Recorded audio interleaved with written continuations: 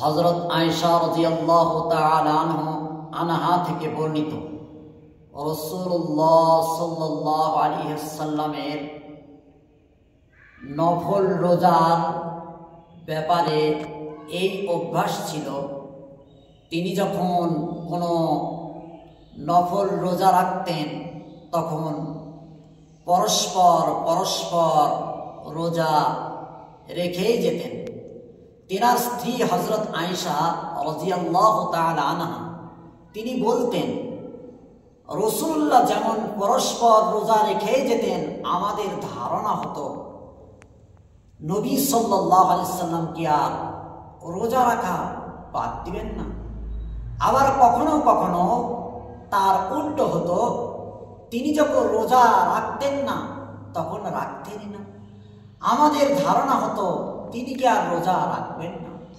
মুহতারাম ভাই, সেই জন্য হযরত আয়েশা রাদিয়াল্লাহু তাআলা আনহা তিনি বলছেন, আমি সব থেকে মুহাম্মদ সাল্লাল্লাহু আলাইহি সাল্লামকে রমজান মাস ব্যতীত আর 11টি মাস, যতগুলো মাস আছে সব থেকে বেশি সিয়াম থাকতেন, রোজা থাকতেন তিনি শাবান মাসে, যেই মাসটি আমাদের উপস্থিত হয়ে গেছে, যেই মাসের মধ্যে আমরা আছি।